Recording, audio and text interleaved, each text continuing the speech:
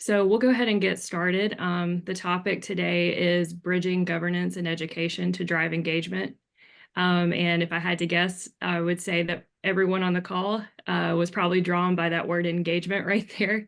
The ever elusive, how do we get the family engaged from whatever perspective that may be, whatever your goals are inside of the family business, the family office.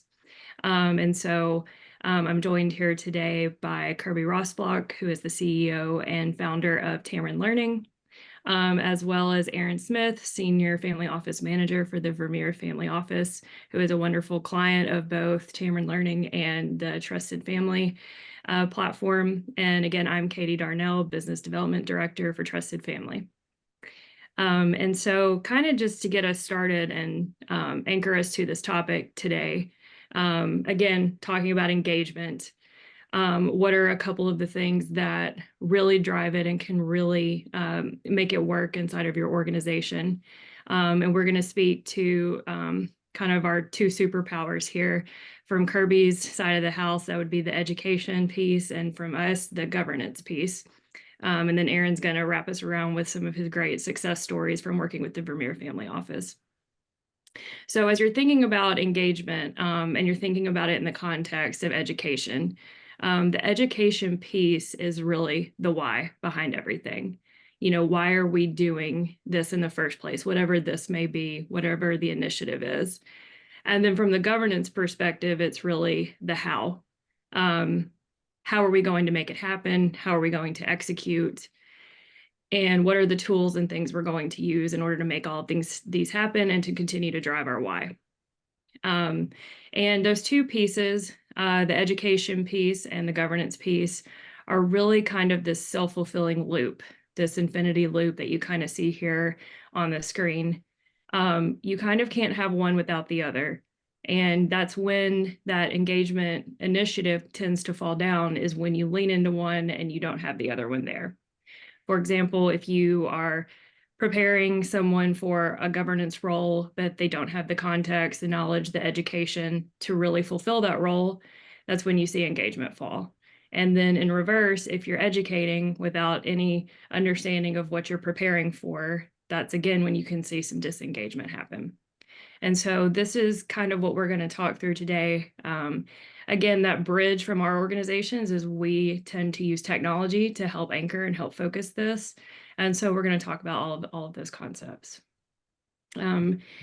So who are the three people on the call today? So briefly, we're going to go over our backgrounds and a little bit of history about our organizations. Then we're going to talk about bridging these two topics, and then we're going to give you some practical takeaways, some best practices, some stories to leave with. So I'm Katie. I've been with Trusted Family for about 3 years now, working on the business development side of things. I'm from a family business, so I'm a fourth generation family member of the Pick Sweet Company. So we're in frozen vegetables here in the US. I'm the oldest of the fourth generation. I had some experience working in the family business. I sat on the family council for a little while. And now I'm working the family business, family office angle from the technology side of things. And I've really enjoyed that experience. So for those of you who are not super familiar with Trusted Family has been around a little over 15 years. We are a software platform that helps address communication and information sharing issues for family businesses and family offices. Originally, when we got started, we were a document sharing platform to kind of help manage all of the document flow that happens across a family business.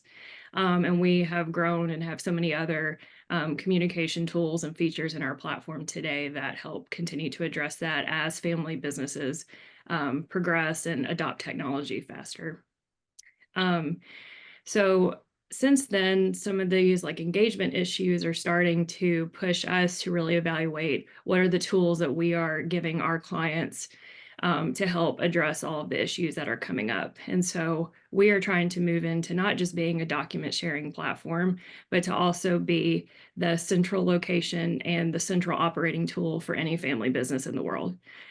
Whether you are a seventh generation family with 100 family members and 100 shareholders, or you are a brand new family business transitioning to the second generation, and you are just now starting your first board ever, or you're doing your first governance documents. We want to be there along the whole journey. And some of the things that we're starting to include are new features that we rolled out last year, such as a Google Drive integration that is very collaborative and can kind of help drive engagement from that perspective. So those are some of the things that we're focusing on at Trusted Family. Now I'm going to quit talking and I'm going to turn it over to Kirby, let her give a little bit of her story and tell us more about Tamron Learning. Thanks, Katie. I'm really excited to be here. And it's a super privilege to be with Aaron and Katie because super respect for both organizations. Tamron Learning originated from a family that we were working with at Tamron Partners about 6 years back. And we recognize Tamron Partners is a family office consultancy that I also run. And the family that we were working with, lovely, very complicated, very complex. And education across two first family and a second family, so it was a blended situation, was challenging. We had family members spread all over the world, and we had financial fluency from beginner to super duper advanced. So all of a sudden we recognized that no one wanted to do one-off, us mentoring or coaching. And so we recognized that they really preferred actually to learn more as a group, but on their own. So how could they interact and be connected, but not feel like anyone was looking over their shoulder if they were taking too long, if they needed to review something 3 times. And for those who said, I know this, they could demonstrate that they could get through the content and show that they mastered it, right? We have learning checks and quizzes and all ways to demonstrate that you actually have a good handle on the information. Now, all families learn differently. So we know there is so much need for coaches and consultants and advisors to be part of this learning journey. So one of the things when we learn from that first client and building their learning management system is how important it is to actually celebrate the ecosystem of the family office professionals, the really instrumental coaches and consultants who know the clients probably better than we'll ever know them. And so we think of our learning almost like a buffet, right? We have very tangible, practical 10 areas right now of coursework. And I won't go into the details of what we cover, but it primarily stems wealth management and family enterprise learning areas. And it's more practical knowledge areas. So the softer topics might be something that a coach or a mentor or some of the other personal development kinds of programs out there would cover. That's not us, just full disclosure. And there's some great resources out there that, and I know there's some folks even on this webinar today that are in that camp.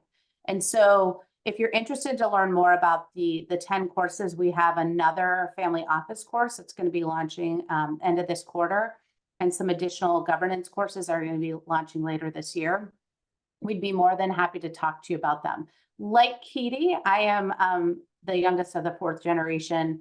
And I say the 4th generation, but people think I'm more like 5th or 6th because the company was about 140 years old when we finally wound it down. I never had like this kind of formalized education. I really wish I did. I got overeducated from traditional MBA, PhD, and in a weird way, it still didn't really prepare me for the practicality of sitting on the family's board. So I can tell you that this is a passion of mine because I really feel strongly that if we can arm families with the right resources to enable family to find their niche, their way to learn. And it might take more scaffolding. I'm saying there might be coaches, there might be mentoring, there might be incentives that we need to put into play, but it's real and it's there and it's tangible, and it now creates a learning bar that actually I don't think we've really had in this kind of virtual way. So super thrilled to be here. Awesome. No, thank you. Yeah, sorry, Katie, no. And it's an honor to be on alongside Kirby and Katie, and they have both been a huge help to me as I help lead the family office here at Vermeer Manufacturing Company in the Vermeer family. We are 78 family members strong now. And so that's pretty unique and across 4 generations, which is awesome. And so that's simultaneously a really cool thing and also a big challenge, which is great. The manufacturing company started in 1948 Gary Vermeer invented a wagon hoist actually to unload corn stalks. And so he was just the quintessential G1 innovator, tinkerer, and just loved to do that. And so then eventually back in the early 70s, invented the large round hay baler. He found a better way to, rather than stacking square bales of hay up in a haystack in the barn, he figured out how to put a large round bale out there, shed water, and that would dry it. And so that's kind of the spirit that really our family has imbued. In the 75 years, you'll see behind me, we turned 75 last year, just entered our 76th year of business. And so that spirit of innovation really is strong. And so that large round hay baler was our big thing. And then in the 90s, pioneered the horizontal directional drill industry, really there, which is integral to laying infrastructure, fiber optic cable, water lines, all that stuff. And so that has taken our business off in a great direction up and to the right, which is amazing. That HDD era actually was an interesting era too, in that started kind of our succession plan. Gary was the CEO for the first 45 or so years. And really, we started our governance journey started back in the late 80s, early 90s, of how we're going to transition this over to the G2s and then beyond. And so back in the late 80s, he transitioned that over to one of his sons, Bob, and then eventually his daughter, Mary, who led us up until 2015. And then Mary turned it over to her son, Jason. So we are now led by a third generation CEO, Jason Andringa, who's doing a wonderful job leading us. And so that family group, as we kind of think about it, those 78 family members are spread out now across the country. And so we've got folks on both coasts, quite a few in Pella, Iowa, where we are headquartered there, and will remain there. And most of the family is still around there. But as we've gotten into this fourth generation, that group of folks has certainly gotten larger. And so that's presented us a challenge as we've built out a family office here in the last decade or so, with the primary function to oversee governance and education related activities. And that is that our governance was maybe easier, or it defaulted to a place where that was done in person back in the day. And that could have been because geographically we were there. Well, now with the fourth generation, that just is not possible. And so as the family group has grown, our governance needs have grown, our education needs have grown. That's where we have looked to partners like Trusted Family and Tamron Learning to utilize technology for us that helps me in the family office role, where I can engage with folks in a different way than I would have traditionally. And then we can make the most of that in-person time when we get there. And so that's these tools have been an incredible help to us. And we're not using them perfectly, but governance is a journey, as is education. And so we are proud that our focus is on that, and just an exciting time in the family there. By way of personal background too, I actually have a connection with the business a little bit more than some, where my father served as general counsel for 27 years. And so when the family group was actually smaller, his role sort of overlapped into what the family office was back then. So I affectionately refer to myself as a G2, though obviously not family. But it gives me, I think, a unique perspective, and I've really appreciated building those relationships with the family that I did know back when I grew up, and could see my dad in his role, and then now with the G4s and beyond that never met my dad, but I'm excited to see where they go. So appreciate being on here, and yeah. Awesome. Thank you so much, Aaron. So Kirby, I'm going to kick it back over to you here to kind of get us started. And again, if you have any questions for any of us, please put that in the chat as we're going through here. But Kirby, I think kind of start us off with why is it that you think education and governance go hand in hand? Yeah, so I haven't met a family yet that successfully has a sustainable plan to education without having some organization on the family side. So I see a lot of families kind of do one-off, like, hey, so-and-so needs help over here, or can you coach somebody over here? And that's actually probably how the majority of families I first start working with tackle education, right? They're like, I'm sending someone to Wharton or Kellogg or a professional organization group, and they're trying to learn up, or our wealth management firm provides these conferences and gatherings. And so that's a pretty normal way that people kind of one off here, one off there, right? You know, so many great consultants out there and advisors. I'm thinking, I know Joan DeFury's on the call, and her partner, Stephen Goldbart, have built an amazing matrix. So there's a lot of ways to think about and organize the learning and the approach. I think one of the challenges, though, is to create a sort of galvanized, unified, and organized way to go at learning and not just have it be one-off. And so where I see the greatest success, and it's funny, I did some talking with Dennis Jaffe and Jim Grubman yesterday about their 2-pillar model. It's a great paper out there. Happy to send it after this webinar as well. Total sidebar. But what they talk a lot about is how the family council or the organizing family governance principles oftentimes become the launch pad for education, because the family says, boy, we know that there's a lot of things we need our family to have capacity to be able to know, do, or be aware of. And so the complexity that all these families tend to have isn't something that you can pick up like a cheat sheet and necessarily read off a piece of paper. So if you don't understand how to read a trust, giving somebody the trust document is not going to be helpful, right? So I think of kind of where we fit is that we provide the how do you read that trust, or how do you understand financial statements, or, you know, what's the difference between different kinds of fiduciaries? And then, but you need the governance side, but you need some organization to really galvanize people.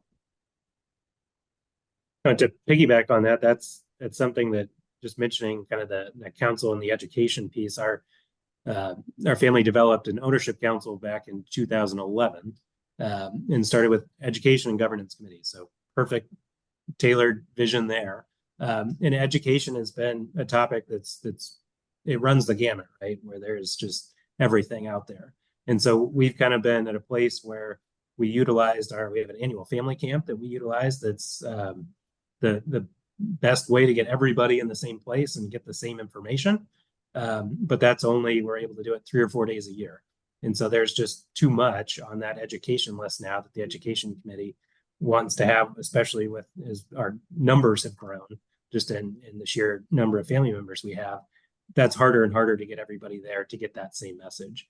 And so to Kirby's point, that's where it is imperative that we utilize technology to the extent that we can, to where we can get that person, a base level of knowledge about beneficiary basics, about what is a trustee, and just frankly, even the language and utilizing it. And so the more we can expose them in a way that isn't necessarily in person, so that then we can use that time with family office professionals, advisors, whomever else, that's super helpful.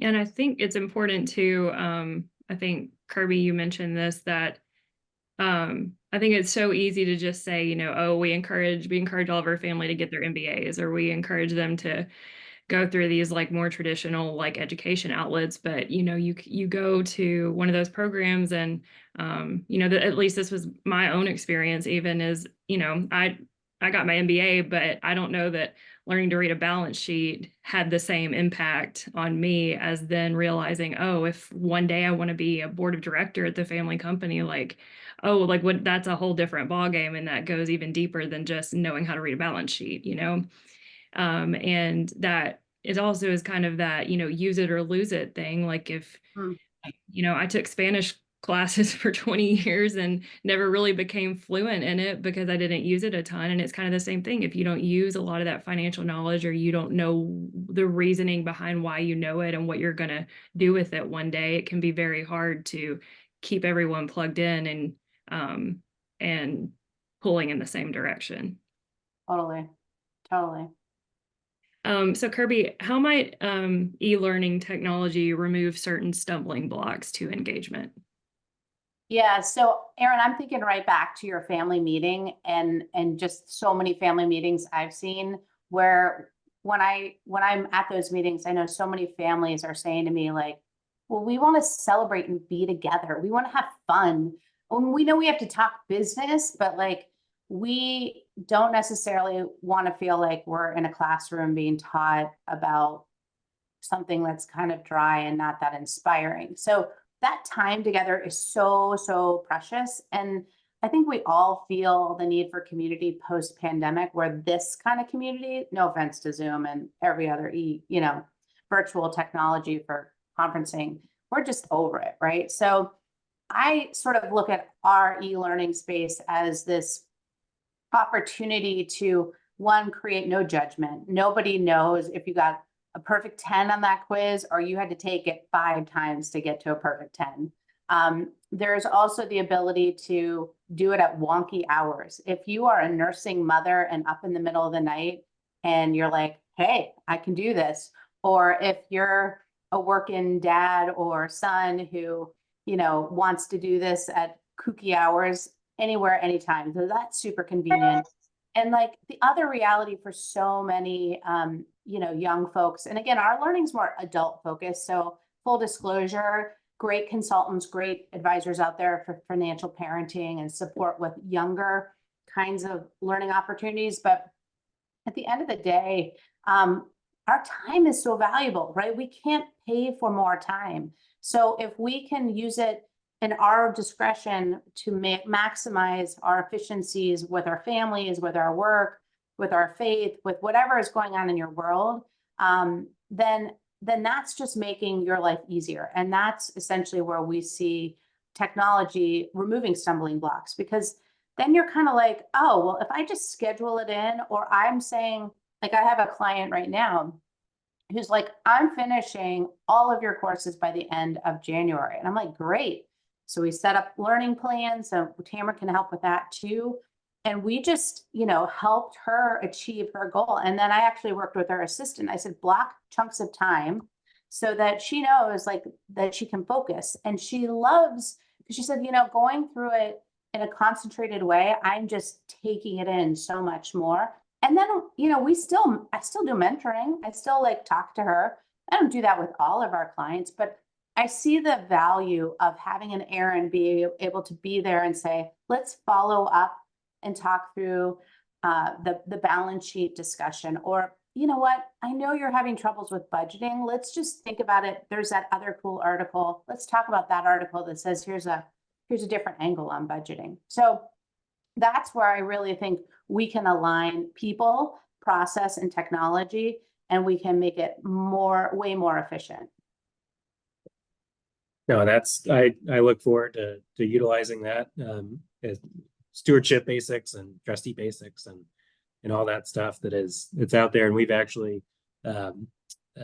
my colleagues in the family office put together a learning on trusted family last year for all the family on the business side of what we do, and how our dealers end up. We make brush chippers and other things that actually clean up after hurricanes and other natural disasters. And so had a learning forum with all of our G4s and sent out a goodie bag for them so that they could tune in and have a good time and learn about it. A worksheet so that they listened and made sure that we gave away some prizes for the high scores.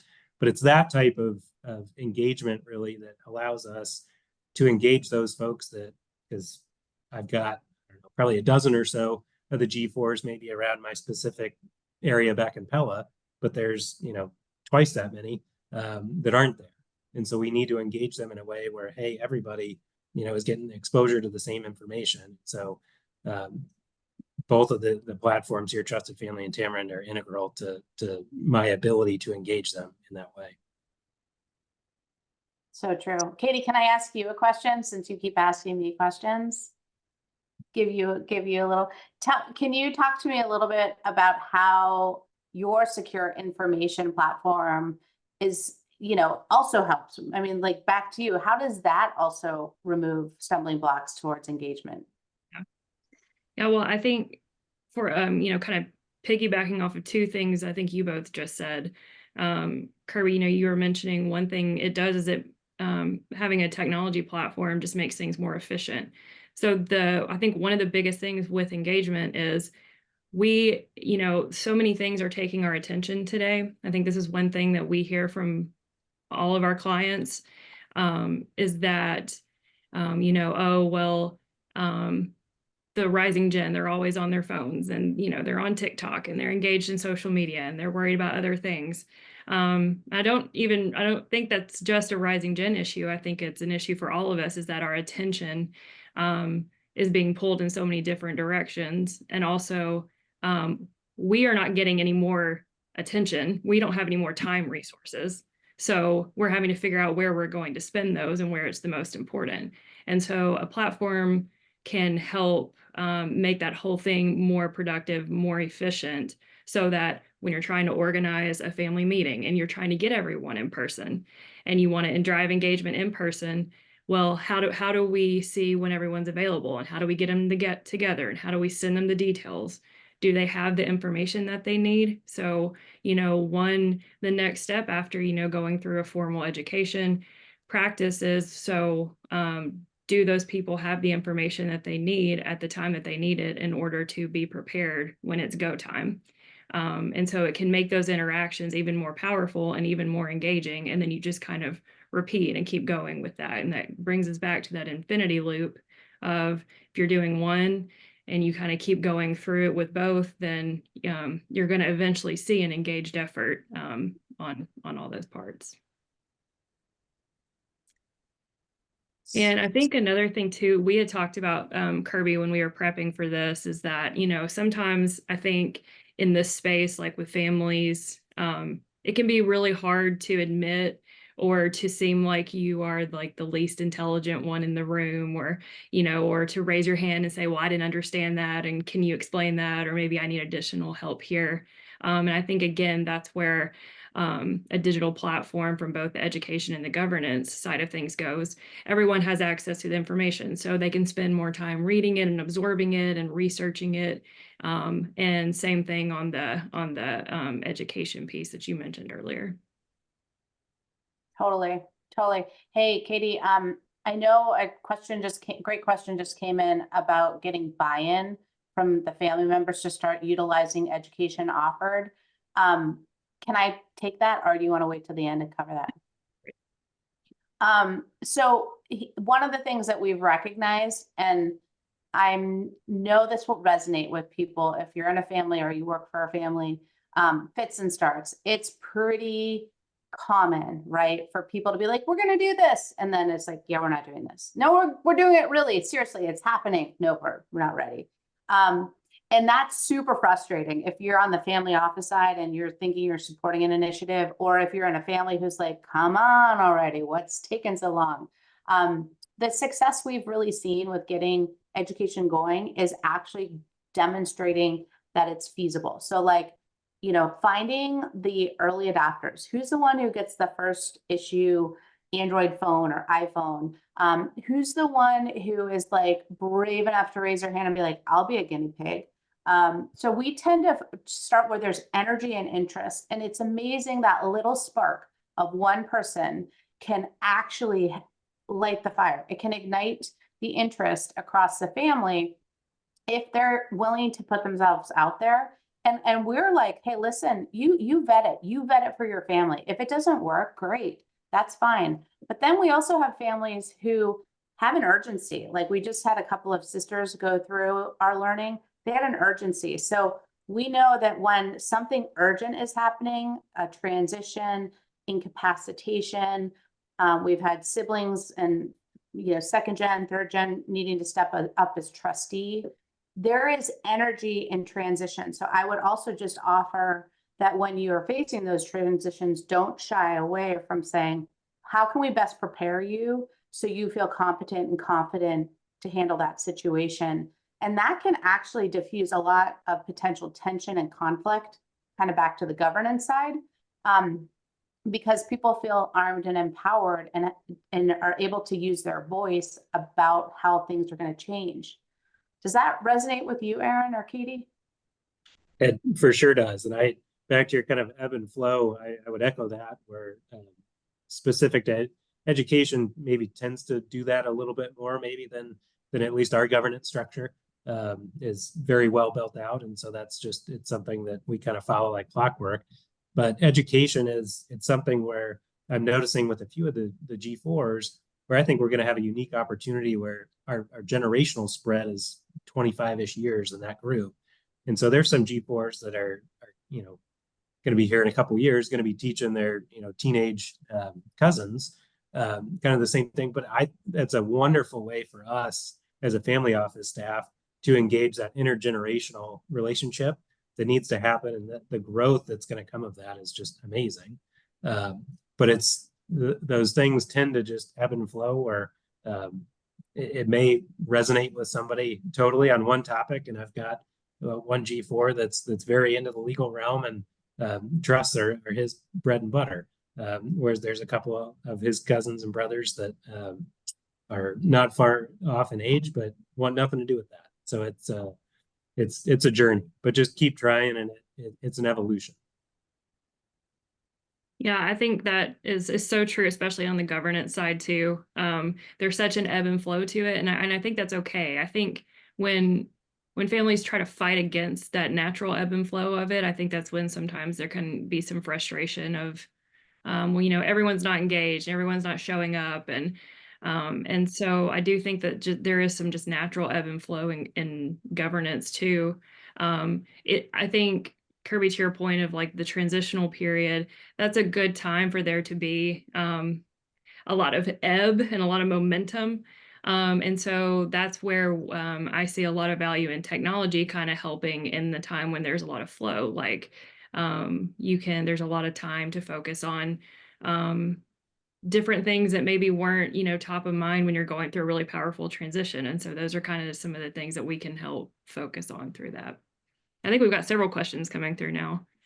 Yeah. The first one is on who should pay. I love this question because everyone's like, we need it. And everyone's like, I'm not paying for that. I mean, it's funny. Most people think we should not have to pay for education, but then you will fork out like $60,000, $80,000 a year for an Ivy League tuition. And I'm like, what? You know, go for it. It's awesome. But who should pay? I have my thoughts. Aaron, Katie, you want to field that one? That's the beauty of us, is we've got a governance structure that's been decided for me, which is great. Our ownership council then sets a budget for our education committee, and so I've got, you know, enough room there to spend in certain ways, but then have to report out to the education committee about what we're doing in each of those areas, and they get to determine kind of where we go. And so some things that's, you know, in previous years, it's been more focused on conferences. And I think now we're understanding that maybe there's some of that just base level stewardship education, and then obviously just the trustee piece. But stewardship has been something in our family is kind of focusing on that, where we just set actually a new 3-year strategy. And one of the 2 big pillars of it is develop generational stewardship. And so as we tend to think about whether that's philanthropy, whether that's just family legacy and story, whatever that is, as we start to get down to that 4th generation that's coming of age, that's been a big challenge for us to do it in the same way. And so I think we had to think about budgeting in a different way. And so luckily for us, our governance structure is strong in that realm. And so both governance and education have a huge responsibility in that and play well together in it. Go ahead. Well, it's interesting because my family's actually, we're struggling with this exact question right here too. You know, what's the budget going to be? Who's going to pay for it? Where's it coming from? I think that just what I've heard from the clients that I work with, you know, you got to think about it as an investment in the way that you think about the investments that you make and through the family office, or if you still have the family business, it's not a purely financial investment, but you're investing in your people and your family. And you hopefully will see that pay off when they step into the governance roles that they need. And hopefully there's a financial impact down the road, but it's an investment just like everything else. And so making it important and finding the money to invest in those efforts, I think is crucial. So I'll share with you what my family did historically and what I've seen. It was sort of a family value that elders saw the opportunity to invest in education, for tax benefits. I mean, pure disclosure. And that was a real efficient way to continue to feel like we're investing in future generation family members. So I think if that's in your family, then you kind of know what's happening. For a lot of other families, they actually really have to think strategically, especially when they get huge, right? 50, 100 plus family members. Okay, what's the criteria that covers a reasonable expense to invest in a family member? The other piece of this is, when you're learning, I'll use trust, for example, or estate planning and tax. Sometimes in the health, education, maintenance, and support clause, the HEMS clause of certain trusts, if your trust has that, the trustee will say, hey, you know what, this is part of education, and we want you to know about wealth education and enterprise education. So we're happy to use, some of your trust dollars to go towards, your personal growth and development if it's on an individualized basis. So I think there's lots of different ways to look at who pays, and it's so different family to family, and sort of the family value of learning and education, where it's going to come from. So those might be some ideas. Lots more good questions though. We have another big impediment to keeping families from having a cohesive strategy to education and the rising gen. I can just kick that one off. I think the biggest historic challenge I've seen is families not being able to get to consensus to their learning objectives, right? They focus on the what, but not the why. Like, what should we take? What's the timing? How much should we expect people to do? And not why should we have education as a core value? And what does that look like in terms of how it's helping cultivate knowledgeable, beneficial owners, smart stewards, contributing citizens? I mean, it might just be like getting people inspired. So what I see is the cohesion happens because if we don't answer the why are we doing this? That is at the central premise of like where we start our education journeys with the advisors to these families and to the families themselves. And then understanding, what does success look like? Meaning, is it 1, 3, 5 years? Is it ongoing? Is it continuous learning? And then what are some of the metrics that will demonstrate for you and your family that individual has achieved, right? Some base knowledge, is it mastery? So those are some of the things that we see. I would fully echo those comments because that is, it's been my experience, and it's the challenge, but I think we can rise to meet it. So.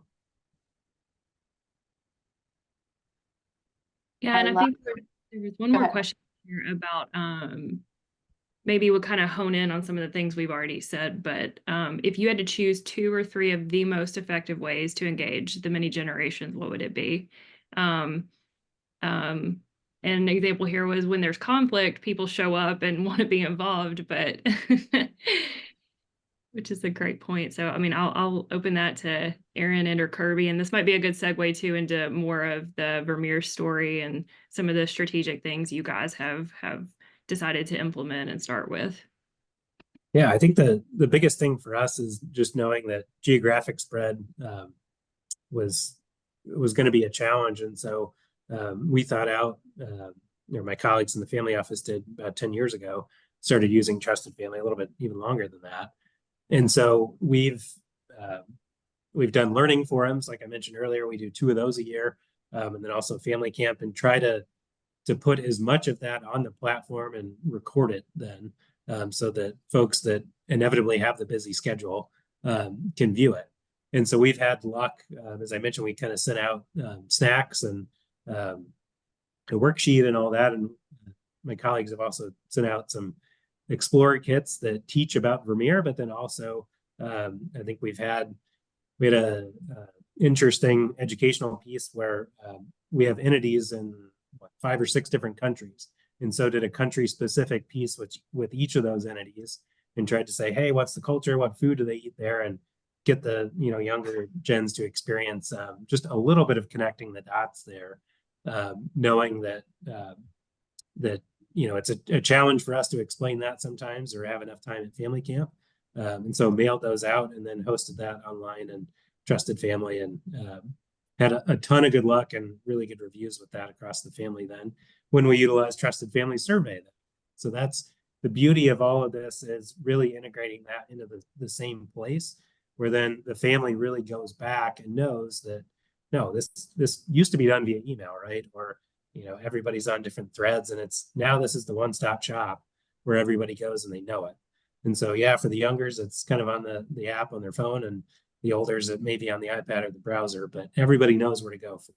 So it's been great for us to get a little bit of engagement up there, and we're not at 100%, but we're striving for it. Aaron, we had a question. Someone wants to know, like, a little bit more specific on what do your learning forums look like? Like a couple more details on what one would look like. Yeah, so each of those, we pick a different topic area that the education committee decides on. And we have one in the fall and one in the spring.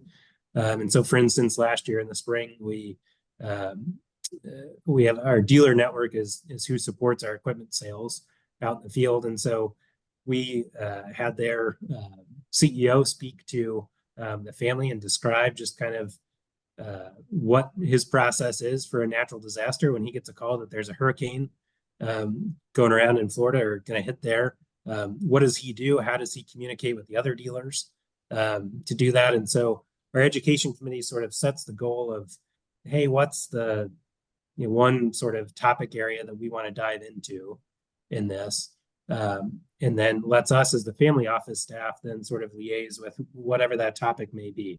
In the past, I think we've had estate planning basics of just, what the heck is this and who are the advisors that we tend to use for those that, really don't want to pay attention to it. Other learning forums, I think we've had on just kind of budget setting 101 and sort of had our CFO come in and talk through that. And so it can be sort of informal, which is great. And then frankly for us, so we're an embedded family office, and that was by choice when we structured that about 10 years ago. And so we get visibility then to the operating company too. And so it's kind of cool for the family then to see management that they interact with sometimes, or at the shareholder meeting or family camp, that the executive team's there. And so it gets an opportunity for those things to kind of flow a little bit more. But honestly, the education committee does a huge lift, makes my life a little bit easier. And my colleagues in the family office do a wonderful job of liaising with whoever that topic area is to get some good content. Hopefully that answers the question. Aaron, how many people are on your education committee? We have, I believe right now it is 7 or 8. We just had, I think 1 or 2 top. So we get pretty good, and that is across, that's across G2 through G4. And so everybody's kind of got a voice there, which is cool. And it's headed by a G3 of ours, who's a married in too. And that's kind of a cool thing where we let the married in perspective certainly can be a challenging one to integrate on occasion. And so it's a committee that meets monthly is our goal. And then we've also got the committee chair then meets with myself and the family office staff on a bi-weekly basis to address anything there. Awesome. Well, I'll switch gears back to Kirby really quick. So Kirby, there was another question put in the Q&A part. Advice on how to navigate the process of choosing an education partner for a family. I think you got to first know what's the bare bones about your fact pattern. So, and do you have sort of a spend or a budget in mind? And then I think it's also really important to engage those who are going to be educated to know what they're interested in and what kinds of things that are important to them. Oftentimes it's great to be interested in cryptocurrency or Bitcoin, but is it going to really have a practical, do you really need it? So the needs and the wants is something we oftentimes talk to folks about in terms of really understanding, well, it'd be great to learn about something really random, but is it really going to show up? So back to tying education to governance, is it helping you be able to be eligible to be a board observer before training or becoming a board member? Does it allow you to sit on certain working committees or track to be working in the family business or the family office or an operating company? So I really find that it's important to understand why you're learning, who's learning, what they're interested in, and then recognize that most of the time, there's not one partner, there's not one provider, right? We recognize that we work with a lot of families who have embedded maybe a chief learning officer or a consultant who's already leading multi-pronged efforts, or that there might be a family office person who's organizing family meetings and gatherings, right? So there's usually not just one person, but my other strong recommendation is talk to other families and hear from other families who have worked with that person. If you like them and you like the kind of stories that you're hearing, those are all really positive. But also I just would put out there that education, it should be multi-pronged. It shouldn't just be like one person, one program, one anything. So if you're going to do it, go big. Don't sit there and just scratch the surface, because you won't make a major dent. Yeah, and I think that's again why it's so important to identify the why within your own family, is because, you know, it is great to, you know, join webinars like this and listen to the Vermeer experience and see what others are doing. But at the end of the day, you have to always anchor back to your own family's why and finding the right partners that fit in there and help execute. And you can pull in pieces from different ones. It's going to happen at a different cadence for everyone. But as long as you're anchoring back to why you're doing it in the first place, then you're going to start to see some success on the engagement front for sure. Erin, another question came through. Are spouses or significant others invited to the Vermeer Learning Forums or other education sessions? How do you engage spouses who are not owners? So they are invited to those learning forums. And then back to actually our family camp sort of example, our annual gathering. This year, we're going to try and carve out, it's been a wish on the surveys, I think for several years, to carve out married in specific time for the married in cohort to be able to talk about the issues that are unique to them. And so that's something we're trying to foster. And that's actually the other big pillar of our next 3-year strategy, is sort of relational investment in understanding that really, now that we're at this 4th generation, the group is big enough, you know, those relationships they were kind of assumed that it was always going to be there, or that the group was small enough where everybody had that same experience. And now, you know, cousins may see each other once a year at the most, in some cases. And so those relationships are really, really important for us then in our governance journey down the line of, are we all committed to this in the same way? And on that same, back to your point, knowing the why, that is just, it's imperative for us as a family office staff and then a shareholder group to really fully understand that and be committed to it, to best serve where we want to go, and know that, you know, for instance, this is our 76th year. We have every intention of getting to 100 and beyond. And so in order to do that in the healthiest way possible, those are kind of those relationships, and that stewardship piece is incredibly important to get there. Awesome. So we've got about 10 minutes left. If you've got any more questions you want to submit, go right ahead. Kirby, I'm going to let you kind of wrap up with a couple of key takeaways for us and for those that are still on. Yeah, I mean, at the end of the day, I think it's just don't put off, don't delay. You know, if you want to see change happen in your family, engagement starts with one brave person raising their hand saying, I think we should try something different, or can we give a little bit more scaffolding to our process on how we deliver education or how we engage with communication and governance. And, I know there is actually still a big aversion. People are like, e-learning or technology. I'm so sick of it. I'm so over it. But then at the same time, I'm like, well, what do you love? Like, if you love your time, if you love being in connection with others and you want to do it in a more meaningful way, then I'm saying, oh my gosh, if you can leverage things like technology in the way that you want to create a better experience for yourself, don't shortcut it. And then I would also say that actually both of our platforms are about convenient connection. Like, you can connect and you can engage in a really efficient fashions, which I think for some folks is really nice.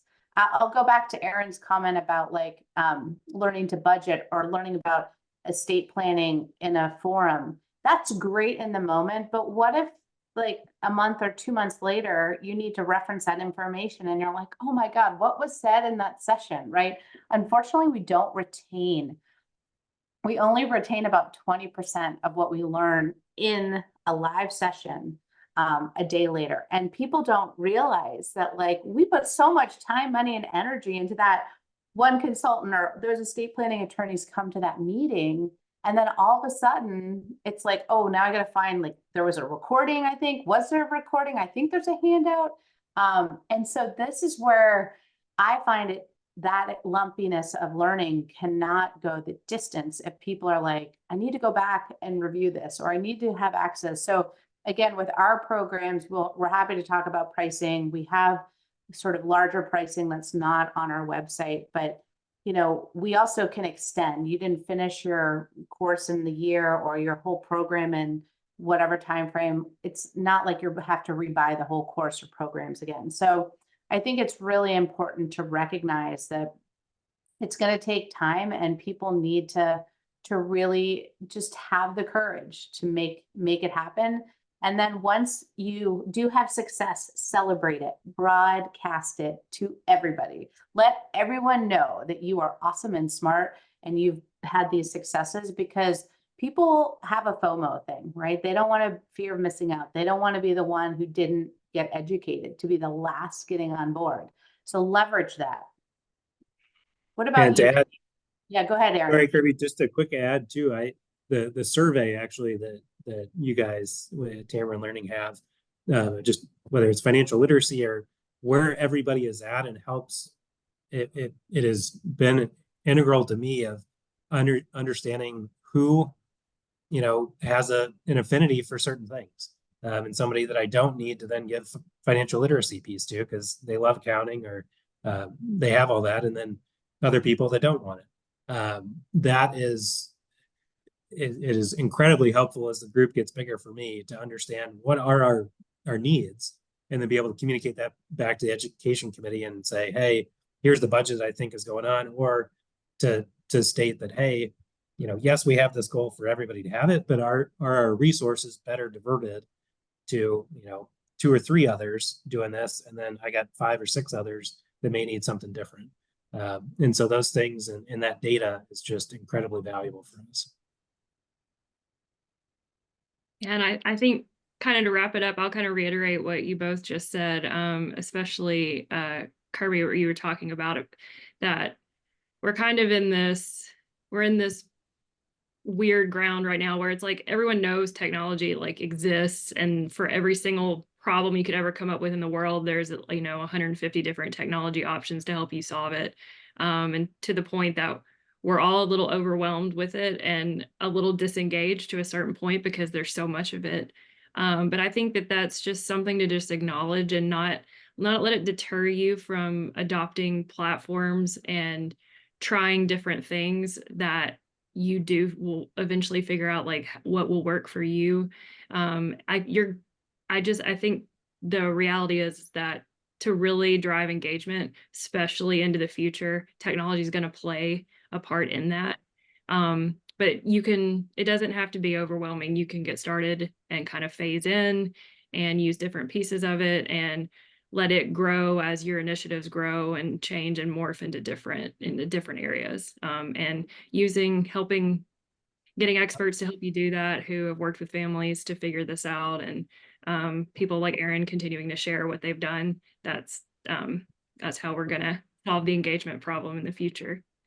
So yeah, we'll give you about 3 to 4 minutes back to your time. Thank you so much to everyone who joined our webinar today. We will send the recording out and hopefully tomorrow, if not, it'll be a couple of days.